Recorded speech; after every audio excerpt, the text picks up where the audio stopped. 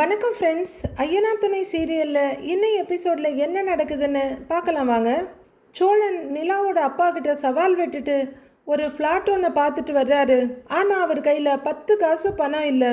இருக்கவே இருக்காரு இளிச்சுவாய் ஓனர். அவரை மொட்டை போட கிளம்பிட்டாரு. அவருக்கு டீயும் வடையும் சொல்ல, என்னடா என்ன ஓவரா குளிப்பாட்டுறேன்னு அவர் கேட்குறாரு. அண்ணே ஒன்றும் இல்லைண்ணே, எனக்கு கொஞ்சம் பணம் வேணுங்கிறாரு சோழன். படக்குன்னு அவர் ஒரு 500 ரூபாயை பாக்கெட்லேருந்து எடுத்து கொடுக்க, அண்ணே எங்கிட்டயே 500 ரூபாய் இருக்குண்ணே, எனக்கு கொஞ்சம் பெரிய தொகையாக வேணும் அப்படிங்கிறாரு சோழன்.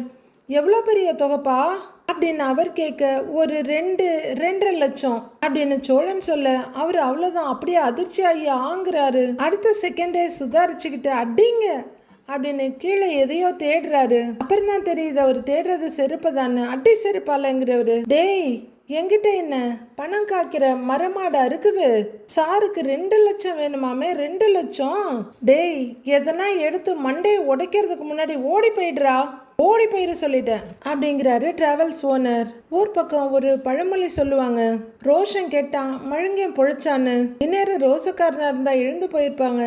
ஆனா சோழன் அப்படியெல்லாம் இல்லையே. அண்ணே அண்ணே என்னண்ணே இப்படிலாம் பேசுற, உன்னை விட்டா எனக்கு வேற யாருன்னே இருக்கா அண்ணே, நான் எங்கன்னே போய் நிப்பேன் அப்படின்னு பரிதாபமா சீன் போட ஆரம்பிச்சிடுறாரு. டேய் போய் எங்கேயாவது தெருவில் நில்லுடா, உனக்கு நான் ஒண்டி தான் கிடைச்ச, நான் இழிச்சு வாயேன். போய் பேங்க்ல போய் லோனை வாங்கு, வட்டிக்கு எங்கன்னா துட்டு வாங்கு, இல்லைன்னா நகையை அடமான வச்சு வாங்கு. இதெல்லாம் பண்ண மாட்டேன் நீ.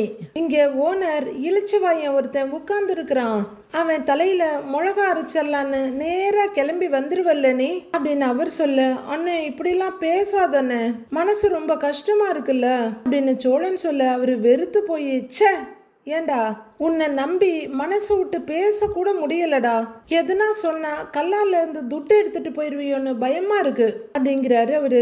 என்னன்னு இப்படிலாம் பேசுற அப்படின்னு அசராம அங்கேயே உட்கார்ந்துருக்காரு சோழன். டேய் நான் என்ன நடக்காததையா சொல்றேன், இதே டேபிள்ல நான் வச்சிருந்த துட்டை எடுத்துட்டு ஓடினவன் தானே நீ. இப்ப நான் மறுபடியும் உன்னை நம்பி பணத்தை கொடுக்கணும், அதுவும் 2 லட்சம் அப்படின்னு 2 கையில இருந்து ஒரு விரல காட்டிட்டு இருக்காரு அவரு. இல்லன்னே ஒரு 2.5 லட்சத்துல இருந்து 3 லட்சம் வரலும் தேவைப்படும் அப்படின்னு சோழன் சொல்ல, அவரு மொழியை விரிச்சு ஆன்னு பாக்குறாரு. எடுத்த உடனே 3 லட்சம்னு சொன்னா நீ தரமாட்ட, அதான் 2.5 சொன்னேன் அப்படின்னு அப்பாவியா முகத்தை வச்சுட்டு சொல்றாரு சோழன். டேய் நான் உங்ககிட்ட 2 லட்சம் தரேன்னு எப்படா சொன்னேன்? இங்க பாரு சோழா, காலங்காத்தால என்கிட்ட உட்காந்து கடுப்பேத்தி கலாச்சிட்டு இருக்காத, ஒழுங்கா ஓடி போயிட்டு சொல்லிட்டேன் அப்படின்னு அவரு டென்ஷன்ல கத்தி முடிக்க, சோழன் அதுக்கும் அசையாம அப்படியே உட்கார்ந்து இருக்காரு. அவருக்கு அவரோட காரியம் ஆகணும், அவ்வளவுதான். சரி உங்ககிட்ட இல்லைன்னா பரவாயில்லண்ணே, யார்கிட்டயாவது கடை வாங்கி கொடுன்னு அப்படின்னு சோழன் கேக்குறாரு. பாண்டி கடை வைக்கிறதுக்காக ஒரு 65,000 வாங்கினாரு, அதை திருப்பி கொடுத்த மாதிரியும் தெரியல, சம்பளத்துல கழிச்ச மாதிரியும் தெரியல. டேய் 3 லட்சம்டா, எவன்டா என்ன நம்பி கடன் கொடுப்பான் அப்படின்னு ஓனர் கேட்க, என்னன்னு 6-7 வண்டி வச்சு டிராவல்ஸ் நடத்துற, எத்தனை இடத்துல லோன் வாங்கியிருப்ப, எங்கேயாவது வாங்கி கொடுன அப்படின்னு சோழன் கேட்குறாரு. சரி முதல்ல உனக்கு எதுக்கு இவ்வளவு பணம் அப்படின்னு அவர் கொஞ்சம் கொஞ்சமா வலையில விழுந்துகிட்டு இருக்காரு. அது நிலாவை கூப்பிட்டுக்கிட்டு தனி குடித்தனம் போலான்னு இருக்கேன், அதுக்கு வீட்டுக்கு அட்வான்ஸ் கொடுக்கணும், பொருள் வாங்கி போடணும், அப்படி இப்படின்னு ஒரு 3 லட்சம் செலவாயிடும்னு, அதுக்கு தானே கேட்குறேன் அப்படின்னு சோழன் சொல்ல, ஏன் உன் ஒய்ஃபு தனியாக எதுவும் போகணும்னு சொல்லிட்டு இருக்காங்களா என்ன அப்படின்னு கேட்குறாரு ஓனர். அது அவளா சொல்லலன்னு, நானாக தான் கூட்டிக்கிட்டு போகலான்னு பார்க்குறேங்கிறாரு சோழன். அவர் ஒன்றும் சொல்லாமல் பார்த்துட்டு இருக்க, என்னை நம்பி வந்துட்டான்னு, அதுக்கு தானே கேட்குறேன் அப்படின்னு உருகிறாரு சோழன். அண்ணே ஒரு வீடு கூட பார்த்துட்டேன்னு, நீ பணம் மட்டும் கொடுத்துட்டேன்னா நான் மற்ற வேலையை ஆரம்பிச்சிருவேன்னு அப்படின்னு சோழன் சொல்ல, எல்லாத்தையும் நிதானமா கேட்டுக்கிட்டவரு அதே நிதானத்தோட ஆரம்பிக்கிறாரு.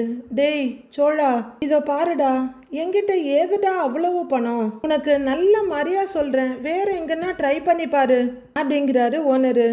அண்ணே நல்லா யோசிச்சு பாரு, நிலா என்னை விட்டு போயிடுவாளோன்னு நான் உங்ககிட்ட வந்து கண் கலங்கி நின்னேன், அப்பதான் நீ ஆஸ்பத்திரியில அடிபட்டிருக்க மாதிரி டிராமா போடுறா சோழா, நிலா உன்னை கண்டிப்பா தேடி வருவான்னு சொன்னேன், அப்படின்னு சோழன் சொல்லிட்டு இருக்க அதை நினைச்சு அப்ப நடந்த கூத்தெல்லாம் நினைச்சு அவருக்கு லைட்டான பயத்துல பொறையேறி இருமல் வர ஆரம்பிச்சிருது. அவரு பொறையேறி இருமிக்கிட்டு இருக்க அதை சோழன் கொஞ்சம் கூட கண்டுக்காம அவர் காரியத்துல தான் குறியா இருக்காரு. அதே மாதிரி நிலாவும் வந்தா, எங்களுக்கு கல்யாணமும் நடந்துச்சு, இப்ப நாங்க 2 பேரும் சந்தோஷமா வாழ்ந்துகிட்டு இருக்கோன்னு, இது எல்லாத்துக்கும் பிள்ளையார் சொல்லி போட்டதே நீதானேன்னு, இப்ப நீயே இப்படி எல்லாம் பேசலாமான்னு அப்படின்னு அவரை கோத்து விட்டுட்டு ரொம்ப கஷ்டமா இருக்குன்னு அப்படின்னு வராத கண்ணீரை தொடச்சிட்டு இருக்காரு சோழன். அதுக்கடுத்து அவரால் அழுக தாங்க முடியலையாமா, ரொம்ப மனசுடைஞ்சு போய் அழறாரா. எழுந்து போய் அங்க பக்கத்துல இருக்க செவுத்த பிடிச்சிக்கிட்டு அவரு முதுக காட்டிட்டு நிக்க இவருக்கு அவ்வளவுதான் மனசு இழகிடுது. டேய் சோழான்னு கூப்பிட்டுக்கிட்டே எழுந்து போக கண்ணுக்கடியில துடைக்கிறத விட்டுட்டு மூக்கையும் சேர்த்து தொடச்சிட்டு இருக்காரு சோழன். டேய் தம்பி சோழா அப்படின்னு அவரு கூப்பிட்டுக்கிட்டே வர சோழனுக்கு இன்னும் அழுக ஜாஸ்தி ஆகுது. அழுகையில முதுகெல்லாம் குலுங்க ஆரம்பிக்குது. அவ்வளவுதான், ஓனர் டிராப்ல விழுந்துட்டாரு. அழுவாத அப்படின்னு முகத்தை நிமித்த போனேன் அப்படின்னு சோழன் அழுதுகிட்டே குனிறாரு. உன்னை அழுவ கூடாதுன்னு அண்ணன் சொல்லியிருக்கனா இல்லையா? அழுவாதடா அப்படின்னு கண்ணீரை தொடச்சு விடுறாரு அவரு. இங்க பாரு அப்படின்னு அவரு சொல்ல, அப்ப எனக்கு பணம் தர்றேன்னு சொல்லு, அப்பதான் அழாம இருப்பேன் அப்படின்னு மைல்டா பிளாக்மெயில் பண்ண ஆரம்பிக்கிறாரு சோழன்.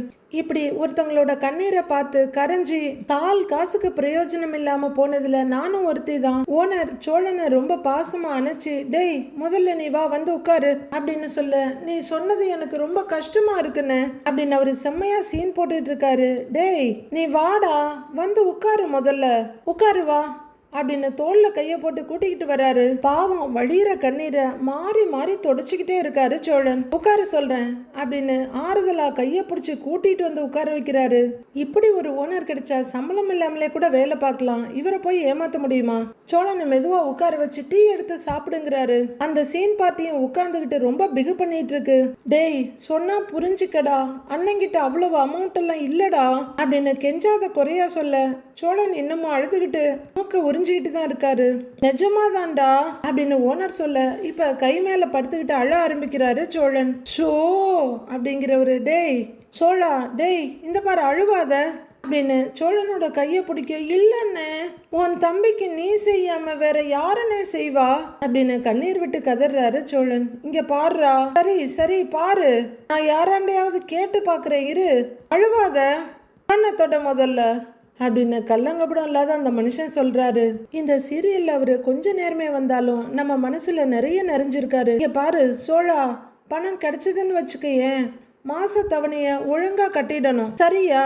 நீ சரியா கட்டலன்னு வச்சுக்க, கடங்காரன் நேரா என் வீட்டு வாசல்ல தான் வந்து நிப்பான். என் பொண்டாட்டிய பத்தி உனக்கு நல்லா தெரியும், அதை மறந்துடாதங்கிறாரு ஓனர். அண்ணே நான் அப்படிலாம் விட்டுருவேனாண்ணே, என் தலைய அடமான வச்சாவது நான் கடனை கட்டிட மாட்டேன் அப்படின்னு சவடாலா பேசுறவரு, அந்த பணத்தை மட்டும் கொஞ்சம் வாங்கி கொடுத்துருன்னு அப்படின்னு சோழன் சொல்ல கொஞ்சம் யோசிக்கிறவரு, சரி இரு பாக்குறேன் என்ன அப்படின்னு ஓனர் சொல்ல மனசுக்குள்ள சிரிச்சுக்கிட்டு முகத்துல சோகத்தை காட்டிட்டு உட்கார்ந்து இருக்காரு சோழன். முகத்தை பாவமா வச்சுட்டு, அண்ணே உடனே கிடைக்காத அண்ணேங்கிறாரு. டேய் உடனே எப்படிடா கிடைக்கும், நேரம் பார்த்து பேசணும், அவ்வளோ அமௌண்ட்டை கொடுக்கறதுக்கு அவனுங்க ஒத்துக்கணும், இன்னும் அதுல எவ்வளவோ வேலை இருக்குதுடா அப்படின்னு ஓனர் சொல்ல, சரி அப்ப அதை பொறுமையா கூட பண்ணனேன், இப்போதைக்கு கொஞ்சம் பணம் கொடுனேங்கிறாரு சோழன். அதான் முதல்லயே நான் எடுத்து கொடுத்தேன்ல, நீதானே வானான அப்படின்னு ஓனர் சொல்ல, எது அந்த 500 ரூபாயா அப்படின்னு அவரோட பாக்கெட்டை பார்த்து சொல்லிட்டு, அண்ணே கொஞ்சம் பெரிய தொகையா வேணும்னே அப்படின்னு சோழன் சொல்ல அவரு ரொம்ப தயக்கமா யோசிக்கிறாரு. ப்ளீஸ்ண்ணே கொஞ்சம் பார்த்து பண்ணுண்ணே, லைஃப் மேட்டர்ண்ணே அப்படின்னு சோழன் கெஞ்சிட்டு இருக்கு. சோன்னு உச்சி கொட்டிட்டு தலையில கைய வச்சுக்கிறாரு அவரு. என்ன ரொம்ப பத்திரடா சோழானி அப்படிங்கிறவரு டேபிள் மேல இருக்க ஒரு சின்ன கருப்பு பேக் எடுத்து ஓபன் பண்ணிக்கிட்டு, அமௌண்ட் வரும்போது எப்படிதான் இவனுக்கு தெரியுதோ தெரியல அப்படின்னு சொல்லிக்கிட்டு பணக்கட்டை எடுத்து என்ன ஆரம்பிக்க அப்படியே ஒரு வெற்றி சிரிப்போட பாக்குறாரு சோழன். எவ்வளவு வேணும்னு ஓனர் கேட்க, ஒரு 20,000 அப்படின்னு சோழன் சொல்ல அவரு 1 2 3 4ன்னு கட்டில இருக்க பணத்தை என்றாரு. சோழன் சிரிப்போட அந்த பணத்தை பார்த்துக்கிட்டு இருக்காரு. இந்தா அப்படின்னு 500 ரூபாய் நோட்டை கொஞ்சம் நீட்டுறவரு, இதுல 19,500 ரூபாய் இருக்குது வச்சுக்கோன்றாரு. அவரு எடுத்த பணம் மொத்தத்தையும் எண்ணி கொடுத்துட்டாரு. ஆனா இடத்த கொடுத்தா மடத்தையும் சேர்த்து பிடிக்கிற சோழன், உன் பாக்கெட்ல 500 ரூபாய் இருக்கேன்னு அதையும் சேர்த்துட்டியான்னு அப்படின்னு கேட்க அவரு நொந்து நூடுல்ஸ் ஆகுறவரு பாக்கெட்டை பார்த்துட்டு அப்படியே சோழனை ஒரு பார்வை பார்க்குறாரு. இல்ல எனக்கு கொடுக்க தானே அதையும் எடுத்த, அதையும் சேர்த்துட்டேன்னா ரவுண்ட் ஆயிரும்ல, அதான் அப்படின்னு சோழன் சொல்ல அவர் எதுவுமே சொல்லாம பார்வையை சோழன் மேல வைக்கிறவரு பாக்கெட்ல கையை வைக்கிறாரு.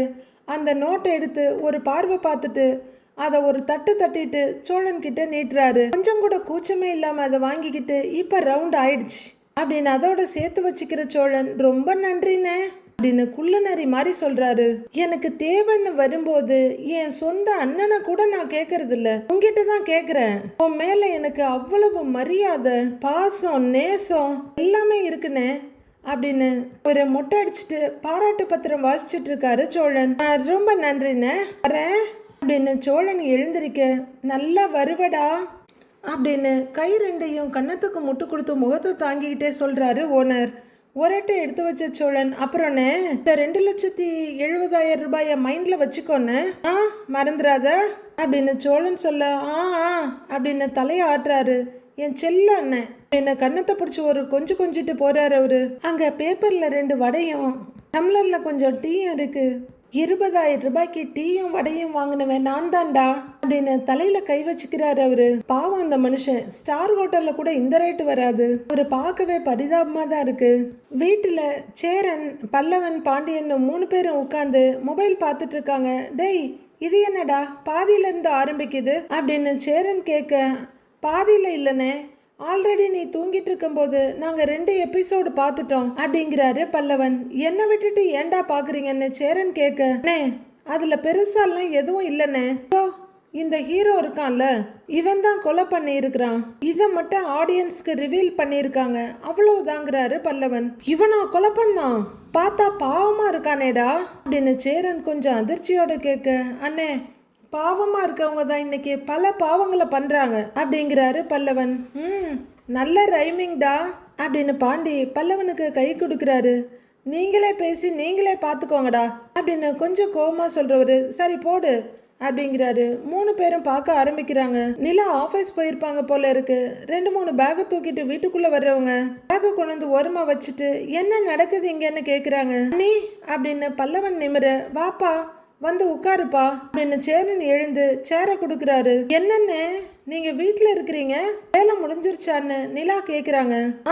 ஆமாப்பா, இன்னைக்கு சைட்ல பெருசா வேலை இல்ல, அதான் சீக்கிரம் வந்துட்டேங்கிறாரு சேரன். ஓ அப்படிங்கிற நிலா பாண்டிய பார்த்து, என்ன பாண்டி உங்களுக்கும் வேலை இல்லையா அப்படின்னு கேக்குறாங்க.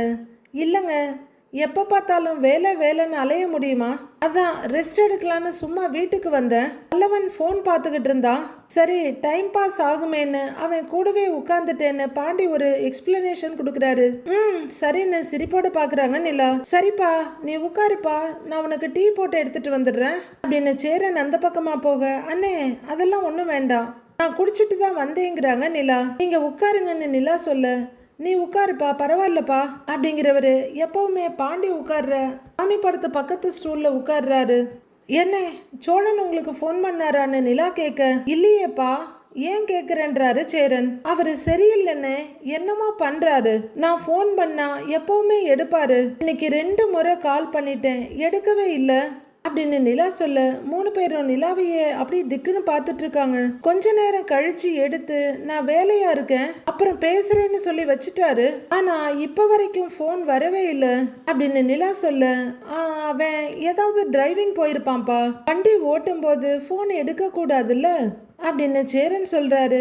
இல்லைண்ணே, அவர் டிரைவிங்ல இருக்கேன்னு ஃபோன் அட்டன் பண்ணி சொல்லுவாரு, அது இல்லாம பெரிய சவாரினா எனக்கு ஃபோன் பண்ணி சொல்லுவாரு. இந்த தடவை 2மே பண்ணல, ரொம்ப டிஃப்ரெண்டா பிஹேவ் பண்றாரு, அவர் எங்கிட்ட மறைக்கிறாருன்னா ஏதோ தப்பு பண்றாருன்னு தான் அர்த்தம் அப்படின்னு நிலா சொல்ல, பாண்டிக்கு ஒரு மாதிரி சின்ன தவிப்பா இருக்கு.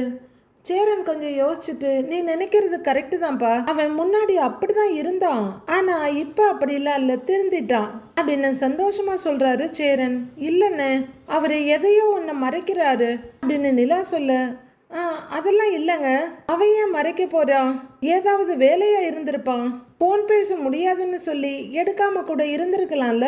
மற்றபடி வேற ஒன்றும் இருக்காது அப்படின்னு உண்மை தெரிஞ்ச பாண்டியன் ஒருவேளை இது அவங்களுக்கு சர்ப்ரைஸா இருக்கட்டும்னு நினைச்சு சோழனுக்கு முட்டு கொடுக்குறாரு. நிலா அப்பவும் கொஞ்சம் தெளிவில்லாம யோசனையா பாக்குறாங்க.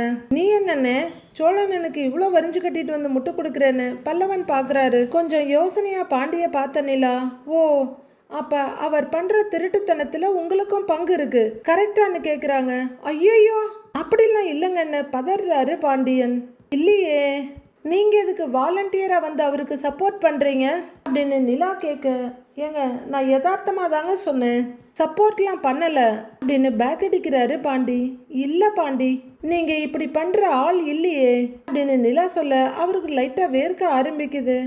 அவர் என்னடான்னா ஃபோன் எடுக்க மாட்டேங்கிறாரு, அப்படியே எடுத்தாலும் சரியா பேச மாட்டேங்கிறாரு. நீங்க அவருக்கு அன்வான்டா சப்போர்ட் பண்றீங்க, இது சரியில்லையே அப்படின்னு நிலா பார்க்க, நான் நார்மலா தாங்க சொன்னேன், நான் அவனை காலையில இருந்து பார்க்கவே இல்லை அப்படின்னு அவர் பல்ட்டி அடிக்க, காலையில நீங்க 2 பேரும் ஒன்னா தானே என்ன வெளியே போனீங்க அப்படின்னு பல்லவன் கேட்க, ஐயோ அப்ப அடிமடியிலேயே வச்சுட்டு சுத்துறனா அப்படின்னு பாக்குறாரு பாண்டி. கொஞ்சம் ஒரு சமாளிப்பு சிரிப்பு சிரிச்சுட்டு, ஆமான்ல நான் அவனை டிராப் பண்ணிட்டு கடைக்கு போயிட்டேன், அப்புறம் நான் அவனை பார்க்கவே இல்லை, அதான் அப்படி சொன்னேன் அப்படின்னு அவரு சமாளிச்சு வழியறதுலயே அது அப்பட்டமான பொய்ன்னு நல்லா தெரியுது. நிலா அவரையே ஷார்ப்பா பார்த்துட்டு இருக்க, எனக்கு கொஞ்சம் கடையில வேலை இருக்கு, நான் கிளம்புறேன் அப்படின்னு எழுந்திருக்கிற பாண்டி அங்க மாட்டிருக்க சாவி எடுத்துக்கிட்டு விட்டா போதும்னு அங்கிருந்து எஸ்கேப் ஆகி ஓடுறாரு. நிலாவுக்கு இன்னும் சந்தேகம் ஜாஸ்தியாக ஏதோ தப்பா இருக்குன்னேங்கிறாங்க.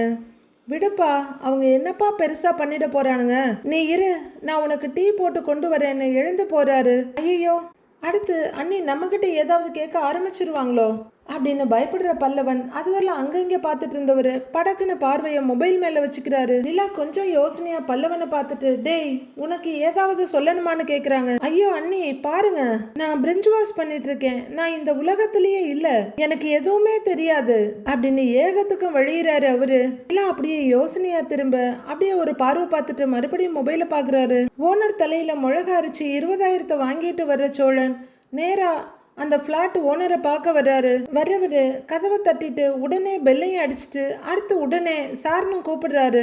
கதவை திறந்துட்டு முகத்தை நீட்ட, வணக்கம் சாருங்கிறாரு சோழன். வாங்க தம்பி, ராத்திரிக்குள்ள வர்றேன்னு சொல்லிட்டு 2 மணி நேரத்திலேயே வந்துட்டீங்க அப்படின்னு கேட்டுக்கிட்டே வெளியே வர்றாரு அவரு. ஆமாங்க சார், வீடு ரொம்ப பிடிச்சிருந்துச்சு, அதான் உடனே அட்வான்ஸ் கொடுத்து புக் பண்ணிடலான்னு வந்தேங்க சார் அப்படின்னு பாக்கெட்ல இருந்து பணத்தை எடுக்கிறாரு. கரெக்டா யோசிக்கிறீங்க தம்பி அப்படின்னு அவரு சோழனை பாராட்ட அவரு பெருமையா தலையை ஆட்டிட்டு இருக்காரு. சிட்டில நல்ல வீடு அப்புறம் நல்ல ஓனர் அமையறதெல்லாம் ரொம்ப கஷ்டம் அப்படின்னு அவருக்கு சர்டிஃபை வேற பண்ணிக்கிறாரு. காலையில டூலெட் போட்டு ராத்திரி வாடகைக்கு போன வீடெல்லாம் எனக்கு தெரியும், இங்க வீட்டுக்கு அவ்வளவு டிமாண்ட் இருக்கு அப்படின்னு அவர் சொல்லிக்கிட்டு இருக்க, சார் இதுல 20,000 டோக்கன் அட்வான்ஸ் இருக்கு, மீதி அட்வான்ஸ் பணத்தை இன்னொரு 2-3 நாளையில கொடுத்துடுறேங்க சார், இந்தாங்க சார் அப்படின்னு சோழன் பணத்தை நீட்டுறாரு. தம்பி, இதை வாங்கறதுக்கு முன்னாடி சில கண்டிஷன்ஸ் பத்தி சொல்லிடுறேன் அப்படின்னு ஹவுஸ் ஓனர் சொல்ல, கண்டிஷனா அப்படின்ற மாதிரி முகத்தை சுருக்கிற சோழன், என்ன கண்டிஷன் சார்னு கேட்குறாரு. உங்க வீட்டில் எத்தனை பேர் அப்படின்னு அவர் கேட்க, நான் தான் சொன்னேனேங்க சார், 2 பேர் தான், நானும் என் ஒய்ஃபும் அப்படின்னு சோழன் சொல்ல, எப்பவுமே 2 பேர் மட்டும்தான் இருப்பீங்களா அப்படின்னு அவர் கேட்க, இல்லைங்க சார், ஃபேமிலி மெம்பர்ஸ் அப்பப்போ வருவாங்கன்றாரு சோழன். அவங்க எத்தனை பேரு அப்படின்னு ஹவுஸ் ஓனர் கேட்க, என் அண்ணன் தம்பிங்க 2 பேரு, அப்பா மொத்தம் 4 பேருங்க சார், அப்பப்போ வந்துட்டு போவாங்கன்றாரு சோழன். அப்போ நீங்க மொத்தம் 6 பேரு அப்படின்னு அவர் கேட்க, இல்லைங்க சார், நாங்க ஹஸ்பண்ட் அண்ட் ஒய்ஃப் 2 பேர் தான், இங்க பக்கத்துல ஒரு சொந்த வீடு இருக்குங்க சார், நானும் என் ஒய்ஃபும் இவ்வளவு நாள் அங்கதான் இருந்தோம், இப்போ தனி குடித்தனம் போகலான்னு முடிவு பண்ணி தான் வீடு தேடி வந்தோங்க சார், ஆனா அவங்கெல்லாம் அங்கதாங்க சார் இருப்பாங்க, எப்பயாவது ஒரு தடவை தான் நம்ம வீட்டுக்கு வந்துட்டு போவாங்க சார் அப்படின்னு சோழன் சொல்ல, சரிப்பா, இது அப்பார்ட்மெண்ட்டு, இங்க நிறைய பேர் இருந்தா தண்ணி பிரச்சனை வரும், அதனால தான் தெரிஞ்சுக்கலான்னு கேட்டேன்னு அவர் சொல்ல, அப்படின்னு தலையாட்டி கேட்டுக்கிறாரு சோழன். அப்புறம் ராத்திரி 11 மணிக்கெல்லாம் கேட்டை பூட்டிடுவேன், வேணும்னா சாவி டூப்ளிகேட் போட்டு வச்சுக்கலாம் அப்படின்னு அவர் சொல்ல சோழன் வேகமா சரிங்க சார்னு தலையாட்டுறாரு. ஆனா ஒண்ணு, உள்ளர வந்ததும் அதே மாதிரி பூட்டிடணும் அப்படின்னு அவர் சொல்ல கண்டிப்பாங்க சார்ங்கிறாரு சோழன். நடு ராத்திரியில சத்தம் போட்டு யாரையும் எழுப்பிடக்கூடாது அப்படின்னு அவர் சொல்ல ஓகேங்க சார்ங்கிறாரு சோழன். நான்வெஜ் சமைக்கிறதெல்லாம் ஓகே, ஆனா கருவாடெல்லாம் சமைக்க கூடாது, எனக்கு செட் ஆகாதுன்றாரு அவரு. என்னமோ இந்த ஆள் வீட்டு கதவை தட்டி இந்த ஆளுக்கு கொடுக்க போற மாதிரியே பேசுறான் அப்படின்னு மனசுக்குள்ள யோசிச்சுட்டு சோழன் நிக்க, என்ன அமைதியா இருக்கீங்கன்னு ஹவுஸ் ஓனர் கேக்குறாரு. ஓகேங்க சார், நீங்க சொன்ன மாதிரி அப்படியே பண்ணிக்கலாங்க சார் அப்படின்னு சோழன் ஒத்துக்க அப்புறம் அப்படின்னு ஆரம்பிக்கிறாரு. நிறைய அப்புறங்கள் போய்கிட்டு இருக்கு. அவரு அப்புறமா சொல்லிக்கிட்டு இருக்க சோழன் வேக வேகமா தலையை ஆட்டிக்கிட்டே இருக்காரு. அவர் தலையை ஆட்டுல கழுத்து தனியா கலண்டு வந்தா கூட சந்தேகப்படுறதுக்கு இல்ல. ஓகே ஓகே ஓகேங்க சார், எனக்கு எல்லாமே ஓகே, நீங்க முதல்ல இந்த அட்வான்ஸை பிடிங்க சார் அப்படின்னு சோழன் அந்த பணத்தை அவர் கையில வச்சிடுறாரு. அவரும் பணத்தை வாங்கி எண்ணி பார்க்க சோழன் சந்தோஷமா பார்த்துட்டு இருக்காரு. சரி தம்பி, இன்னும் 2 நாளையில மீதி பணத்தை கொடுத்துட்டு நீங்க எப்போ வேணாலும் வந்து குடியேறிக்கங்க அப்படின்னு பிளாட் ஓனர் சொல்ல தேங்க்யூ சார்னு சோழன் அங்கிருந்து கிளம்புறாரு. சரிங்க தம்பி வாங்க அப்படின்னு ஒரேட்ட அவர் உள்ளர எடுத்து வைக்க, சார் அப்புறம் கீழே இருக்க அந்த டூலெட் போர்டை மட்டும் கொஞ்சம் எடுத்துடுறீங்களா சார் அப்படின்னு சோழன் கேட்க, இதோ இப்பவே எடுத்துடுறேன், வாங்க போலாம் அப்படின்னு அவர் சொல்ல தேங்க்யூ சார்னு கூட போறாரு சோழன். 2 பேரும் கீழே கேட்டுக்கு வர்றாங்க. அந்த ஹவுஸ் ஓனரும் பொறுப்பா அந்த டூலெட் போர்டை கழட்டிட்டு இருக்க சோழன் ரொம்ப பெருமையும் சந்தோஷமா மேல நிமிர்ந்து 2nd ஃப்ளோர்ல இருக்க அபார்ட்மெண்ட்டை பார்த்துக்கிட்டு இருக்காரு. அவர் அதை கழட்டி கையில எடுத்துக்கிட்டு ஓகேவா தம்பின்னு கேட்க தேங்க்ஸுங்க சார்ங்கிறாரு அவரு. சரி வாங்க அப்படின்னு அவர் உள்ளர போக இவர் வண்டி எடுக்கிறாரு. வீட்டில் இருக்குது பாண்டியோட ஒரே வண்டி தான். அப்பப்போ சோழனுக்கு ஒரு வண்டி எப்படி கிடைக்குதுன்னு தெரியல.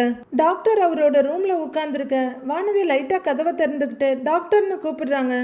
வானதி வாங்க வாங்க அப்படின்னு டாக்டர் இன்வைட் பண்ண வானதி சிரிப்போடு உள்ளர வர்றாங்க. உட்காருங்க அப்படின்னு டாக்டர் சொல்ல வானதி ஒரு சேரை இழுத்து போட்டு உட்காருறாங்க. பேஷண்ட்ஸ் யாரும் இல்ல, பார்த்துட்டு தான் வந்தேன்றாங்க வானதி. சொல்லுங்க வானதின்னு டாக்டர் கேட்க, இல்லங்க டாக்டர், சும்மா பேசலான்னு தான் வந்தேங்கிறாங்க வானதி. ஓ அப்படிங்கிறவரு என்ன பேசுறதுன்னு தெரியாம ஏதாவது குடிக்கிறீங்களான்னு கேக்குறாரு. டீ சொல்லவான்னு கேட்க, ஐயோ இல்ல வேண்டாம் டாக்டர் அதெல்லாம்ன்றாங்க வானதி. டீ குடிப்பீங்க தானே அப்படின்னு டாக்டர் கேட்க, குடிப்பேன் அப்படின்றாங்க வானதி. அப்புறம் என்ன இருங்க சொல்றேங்கிறவரு. இங்க ஒரு பாய் டீ எடுத்துட்டு வருவாரு, சூப்பரா இருக்கும், நான் எடுத்துட்டு வர சொல்றேன் அப்படிங்கிற டாக்டர் போன் எடுத்து யாருக்கோ கால் பண்றாரு. அடுத்த செகண்ட் தொடங்கி 2 டீ வந்து டேபிள்ல உட்காருது, எடுத்துக்கங்க அப்படின்னு டாக்டர் சொல்ல வானதி சின்ன சிரிப்பும் லைட்டான தயக்கமா எடுத்துக்கிறாங்க. டாக்டரும் டீ எடுத்துக்க 2 பேரும் டீ குடிக்கிறாங்க. நீங்க ரொம்ப கைராசியான டாக்டர்னு நினைக்கிறேன், ஒரு நாள் நீங்க வரலன்னா கூட மக்கள்லாம் ரொம்ப டென்ஷன் ஆயிடுறாங்க அப்படின்றாங்க வானதி. எல்லாரும் அப்படிதான் சொல்றாங்க, கேட்க நல்லா தான் இருக்கு.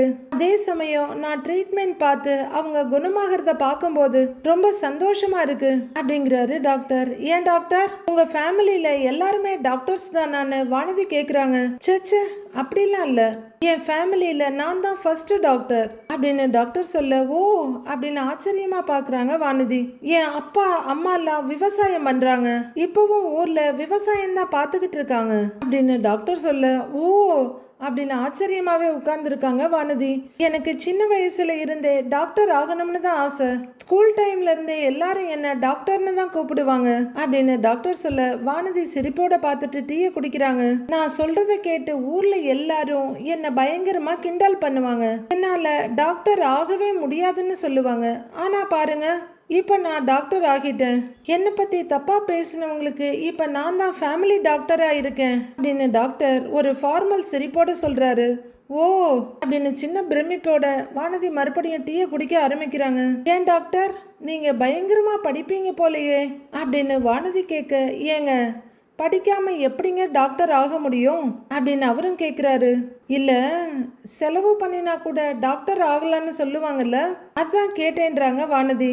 சிரிக்கிற டாக்டர், அவ்வளவு காசெல்லாம் எங்க வீட்டுல இல்லைங்கன்றாரு, நல்லா செலவு பண்ணி சீட் வாங்கிடலாம், ஆனா படிச்சாதானே டாக்டர் ஆக முடியும் அப்படின்னு டாக்டர் கேட்க வானதியும் ஆமான்னு ஒத்துக்கிறாங்க.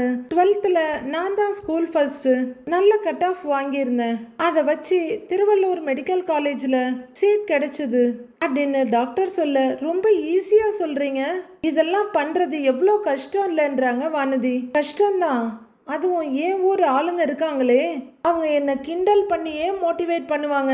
அதுவும் இல்லாம எனக்கு ஒரு சித்தப்பா இருக்காரு, அவரு டெய்லி எங்க வீட்டுக்கு வருவாரு. எதுக்குன்னு நினைக்கிறீங்க அப்படின்னு டாக்டர் சொல்ல, எதுக்கு அப்படின்னு வானதி ரொம்ப ஆர்வமும் சிரிப்புமா கேட்குறாங்க. அட்வைஸ் பண்ணதா அப்படிங்கிறவரு ஒரு சிரிப்பை சிரிச்சுட்டு, நாம பறக்க ஆசைப்படக்கூடாது, டாக்டர் படிப்பெல்லாம் உனக்கு எதுக்குன்னு ஒரு மாதிரி பேசுவாரு.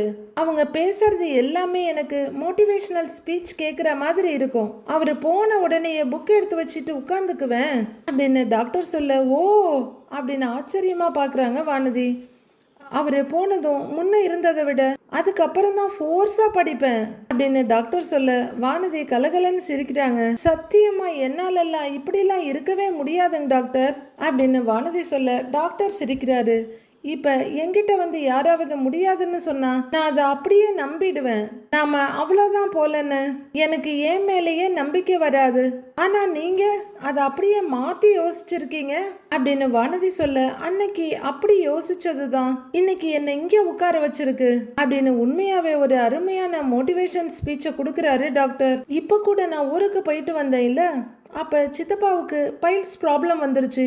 நான் தான் அவருக்கு ஆபரேஷனே பண்ணேன். அதுக்கு என்னன்னு சொல்லுவீங்க அப்படின்றாரு டாக்டர். வானதி அவரை பிரமிப்பா பார்த்துட்டு இருக்க, அவருக்கு வேற ஏதாவது நோய் கூட வந்திருக்கலாம், ஆனா பைல்ஸ் வந்திருக்கு பாத்தீங்களா அப்படின்னு டாக்டர் கேட்க, வானதி கலகலன்னு சிரிக்கிறாங்க. டாக்டரும் சிரிப்போட பார்த்துட்டு இருக்க, நீங்க நிறைய ஜோக் போடுவீங்க, ஃபன்னா பேசுவீங்கன்னு செல்வா சொன்னா அதே மாதிரி தான் இருக்கீங்க அப்படின்னு வானதி சிரிக்க, டாக்டர் நான் உருன்னு இருக்கணும்னு அவசியம் இல்லையே அப்படிங்கிறாரு டாக்டர். வானதியும் ஆமா ஆமான்னு ஒத்துக்கிறாங்க. அதெல்லாம் ஒண்ணும் இல்லைங்க, என்னை சுத்தி இருக்கவங்கள சந்தோஷமா வச்சுக்கணும், அதுதான் எனக்கு ரொம்ப பிடிக்கும் அப்படின்னு டாக்டர் சொல்ல, சிரிக்கிற வானதி அப்ப எனக்கு ஒரு ஜோக் சொல்லுங்களேன்னு கேக்குறாங்க. திடீர்னு கேட்டா நான் என்ன சொல்றதுங்கிறாரு டாக்டர். ப்ளீஸ் டாக்டர் ஏதாவது ஒரு ஜோக் சொல்லுங்களேன் அப்படின்னு வானதி கேட்க, அவரு சிரிப்போட மூக்க தேய்ச்சிட்டு யோசிக்கிறாரு. சரி நான் என்னோட எக்ஸ்பீரியன்ஸ் சொல்றேன் அப்படின்னு டாக்டர் சொல்ல, அப்படின்னு ஆர்வமா தலையாட்டுறாங்க வானதி. ஒரு முறை ஒரு பேஷண்ட் ஃபுல் பாடி செக்கப்காக வந்திருந்தாரு.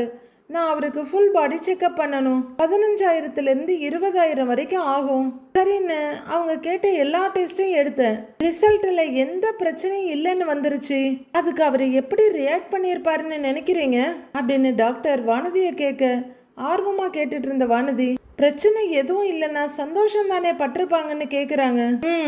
அதுதான் இல்லை, நான் 20,000 செலவு பண்ணி டெஸ்ட் எடுத்திருக்கிறேன், அது எப்படி நீங்க எனக்கு எந்த பிரச்சனையும் இல்லைன்னு சொல்லுவீங்கன்னு கேட்டு என் சட்டையை பிடிச்சிட்டாரு அப்படின்னு டாக்டர் சொல்ல, ஐயோ அப்படின்னு வானதி அவரை சிரிப்போட பார்க்க, அவரை என்ன சொல்லி சமாதானப்படுத்துவீங்க? அப்புறம் ரிப்போர்ட் எல்லாம் செக் பண்ணிட்டு மைல்டா அயன் டெஃபிஷியன்சி இருக்குன்னு சொல்லி அயன் டேப்லெட் கொடுத்தேன். அதுக்கப்புறம் தான் அவரு அங்க இருந்தே நகர்ந்தாரு அப்படின்னு டாக்டர் சொல்ல, ஓ அப்படின்னு வானதி குலுங்கி குலுங்கி சிரிச்சிட்டு இருக்காங்க. அப்போ பாண்டி மெடிக்கலுக்கு வர்றாரு.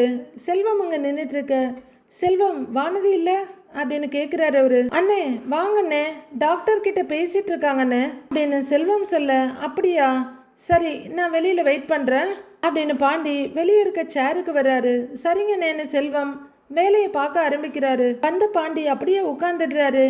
இங்க உள்ளர வானதி டாக்டர் கிட்ட பேசிட்டே இருக்காங்க. டாக்டரும் ஜோக்ஸ் கிராக் பண்ணிக்கிட்டே இருக்க, வானதி விடாம சிரின்னு சிரிச்சுட்டே இருக்காங்க. ரொம்ப நேரமா பேசிக்கிட்டே இருக்க பாண்டிய ரொம்ப நேரமா வெயிட் பண்ணிக்கிட்டே இருக்காரு. ரொம்ப நேரத்துக்கு அப்புறம் அந்த பக்கமா வானதி வர்றாங்க.